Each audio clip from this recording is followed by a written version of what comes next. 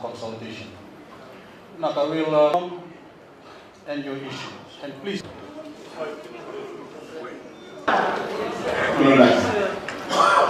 I apologize if we've arrived a bit late. We held up in Ba. This afternoon we opened a new Women's Forum training center for the women at Ba. I can see one here in Lautoka. Maybe we should start one here too. But before that, I had consultations like the one I'm going to have now in Ba. And at the completion of that consultation, we dispersed $200,000 to 29 landowners who came up with their own projects for their land. Money ranging from 5,000 to 20,000. There were 29 of them, and this is a new program that we've started at TLTB. 200,000 this year, and next year it will be 350,000. As for landowners Fiji-wide, if you're a landowner, there are conditions to have this money, seed money granted to you. But of course, you have to come up with projects. Just like the $1,000 grant that I know most of you, if not all of you here, have received. In addition to that, we also, the first time ever we opened, we commissioned a new TLTB office in Ba to look after everyone in that area, so they don't have to come all the way to Lautoka for any TLTB land issue. But I've come here today to talk face to face, initially with our cane farmers and with our landowners. Of course, to discuss how we can work together to find new ways to help build our growing economy. But in addition to the officials from TLTB and FSC here, we also have the officials from government and statutory bodies who will be able to answer you any questions, any queries that you have or that you may have with regards to day-to-day living. So, welcome to Lautoka.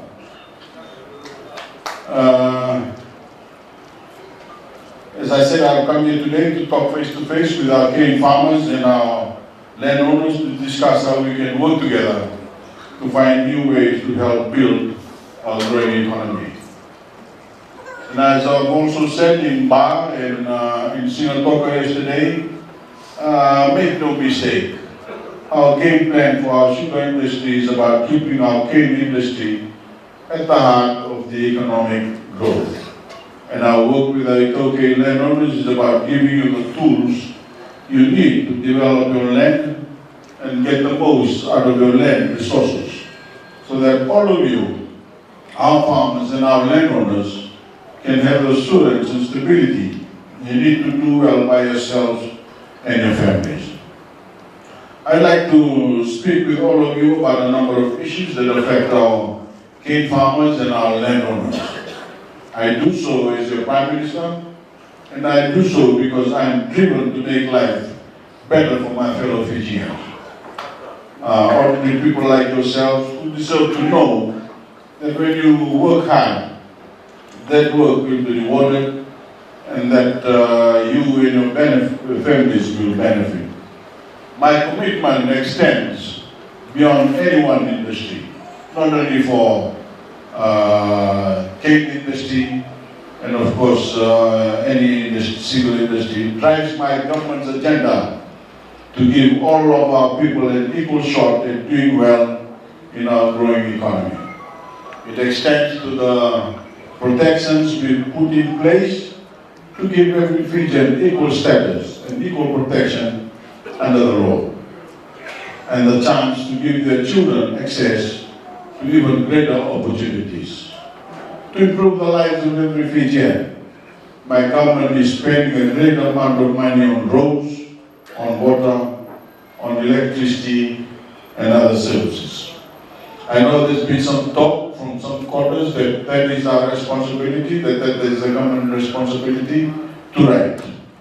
But nobody has ever done it at the pace we've done in the last 10 years or so. I know some of you may still not have access to electricity or piped water, but many of you now enjoy those services for the first time. And my government will continue its program of extending them to as many people as possible around the country. A lot of you don't seem to know some of the policies that we will put in place with regards to water bills and electricity bills. If your wage, if your pay is below $30,000, you know that the government subsidizes water for you. If your wage is below $30,000, you know the government subsidizes electricity bill for you. As you've heard of the new YLC TV that's being put in place around the country, if you're below $30,000 in your wage, you have the new box. It will be given free to you. That will, of course, the bigger part of the YLC program. But to improve the lives of every Fijian, my government is spending a great amount of money on roads, on water, on electricity and on other services. And my government will continue its program of extending them to as many people as possible across the country. We have also provided a lot of money for education. You know that we have provided money for free schooling, free textbooks and subsidized transportation to school. We've massively expanded access to scholarships and to bursary loans to enable many of our young people, your children and grandchildren to gain access to higher learning. I read in the papers this morning that there was a 43-year-old man from Runamalamu who was a drifter and now has a TELS scholarship. So to those of you who think you're too old to go back to university, there's always an opening and an opportunity for you to do so. We've massively expanded access for scholarships and bursary loans to enable many more of our young people, your children and grandchildren, to gain access to higher learning. Those scholarships are being granted on the basis of merit and merit alone. So that any child, including the children of any farmer anywhere in Fiji, can earn good marks and go on to university and earn qualifications to get better jobs, start their own businesses and participate in our wider economy. I'd like to first speak directly to our cane farmers here today. I'd like to begin by recognizing all of you for the work you put in every day to build this industry. As I've said earlier on, you are among the hardest working people in Fiji, and my government supports you and stands with you now and always. When it comes to the sugarcane industry, there is no question that it was in steady decline until my government intervened to put it on a better footing.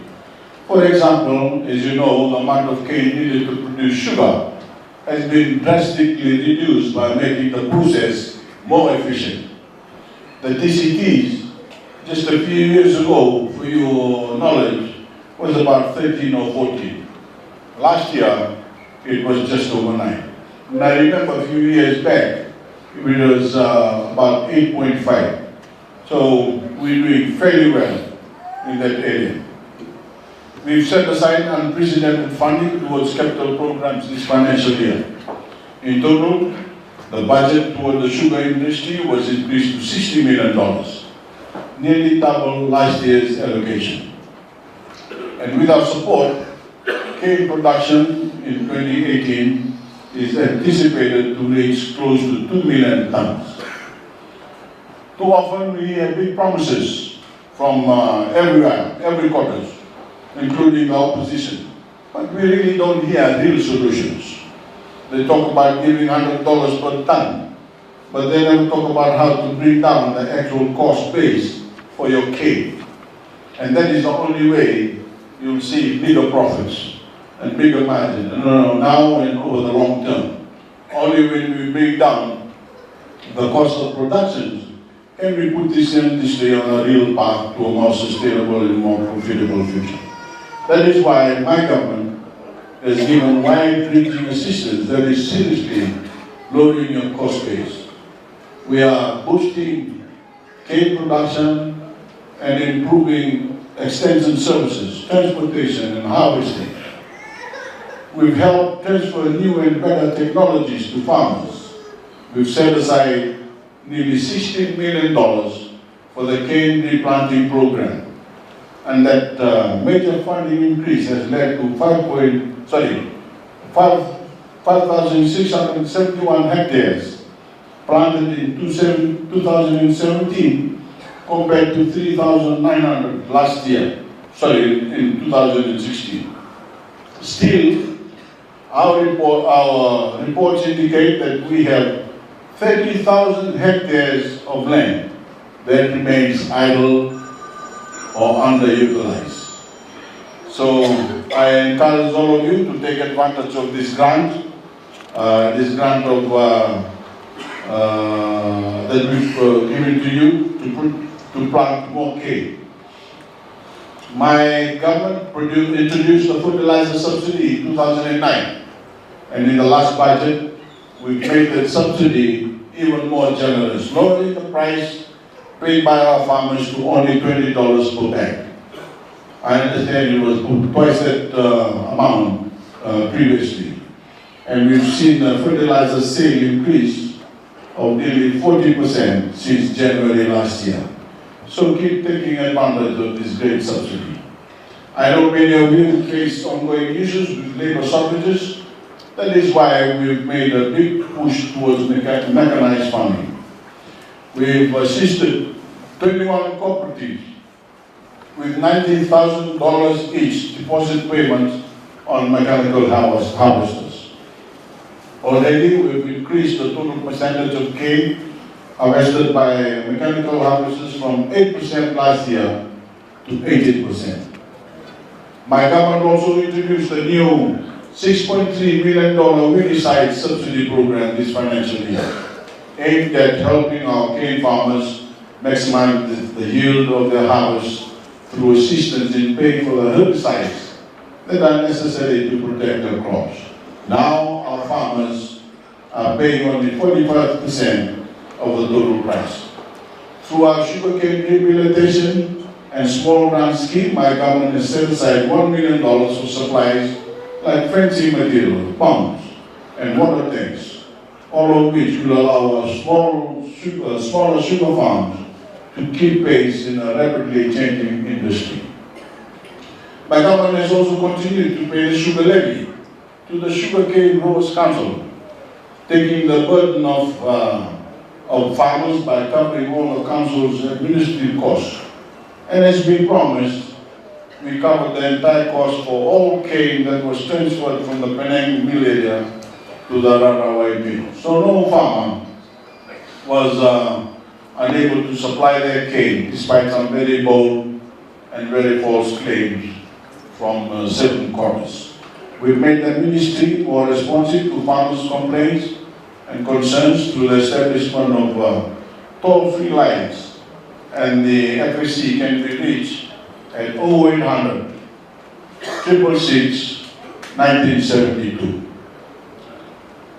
Friends, as you know, I'm the chair of TLTB, and as many of you know, I've directed the TLTB and also the Lands Department to ensure that for all leases that are expiring, the lessee must be told 5 years in advance whether the lease is to be extended or not renewed. No longer will you be in danger of finding out just before the lease expires that you have to leave. This gives you certainty and enables you to make proper plans to find somewhere else to live. It is about giving leaseholders security and peace of mind, to enable them to properly manage their affairs and of course their lives. As you all know, we are now in an election year, but you also know my commitments to each of you does not depend on what's on the political calendar. I've always been right here at the grassroots level with you, our cane farmers, our landowners, hearing you out, updating you on what's happening and about where this industry is headed. My commitment to you is unwavering and it doesn't depend on anything. It is my own personal commitment to you, your families, and our beloved Fiji. Unfortunately, we cannot expect that in the lead up to the elections, my opponents will come up with the same doomsday predictions for this industry and the same false promises. They don't have belief in the potential in this industry. They don't have real plans and they don't have real interest in your well-being. For them, it's all about politics. It's all about how you can help them and never the other way around. Remember, securing a future for this industry isn't about smiles and sitting around the grog bowl spinning fantasies. It is about leadership and strong directors. It is about having a strategic vision and plan for this industry. It is about being honest, telling the situation as it is, and being clear about what is necessary moving forward. I've always been honest and I always will be. I've always been here for you and I always will be. And I've always had a plan for this industry and we are steadily realizing my government's vision. I would also like to take time to speak directly to our landowners.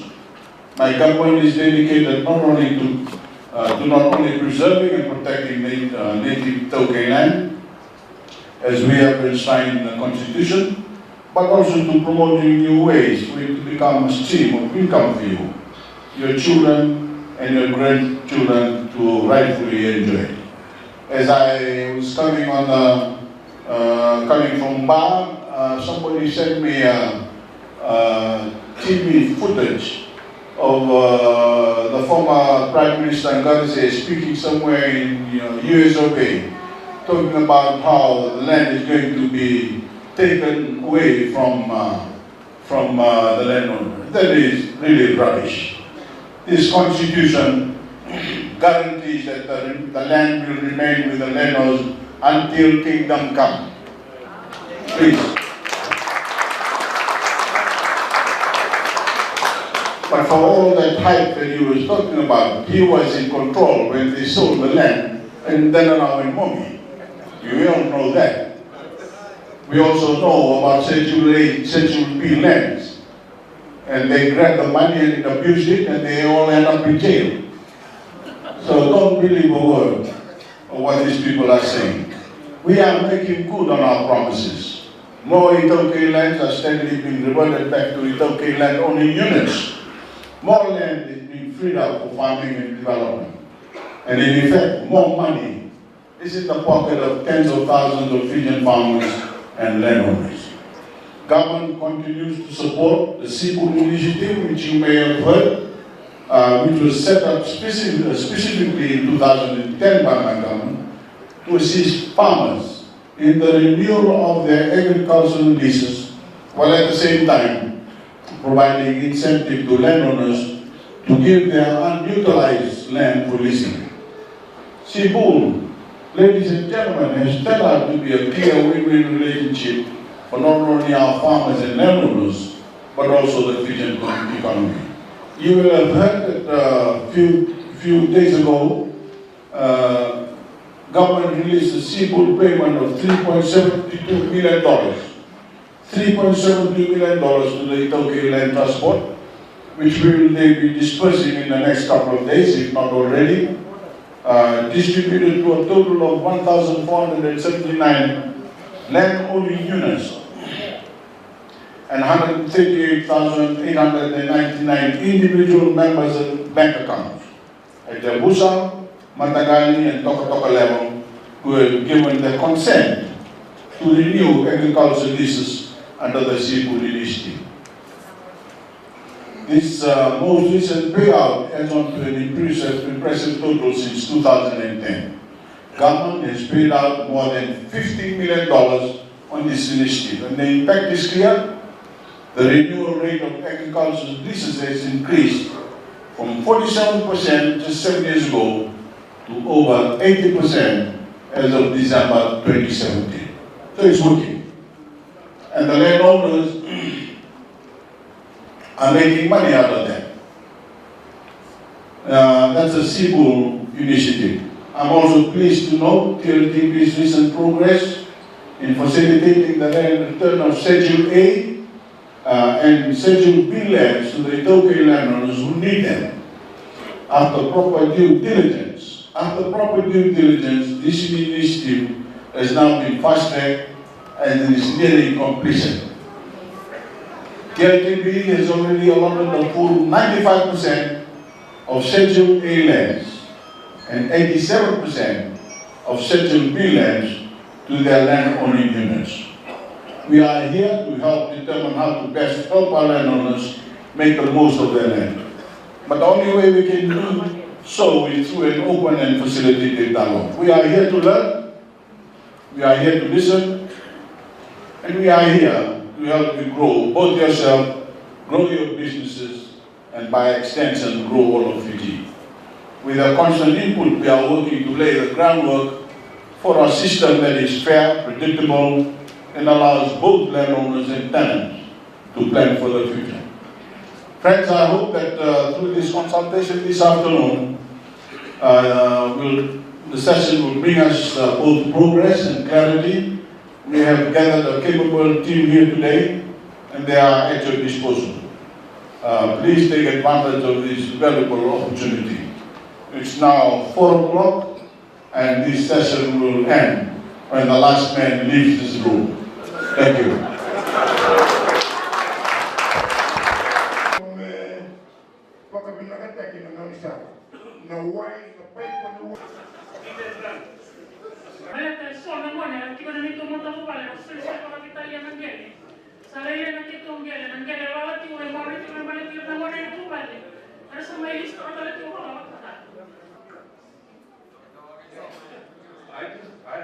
Sabi ko na, parang yan sa may ambata,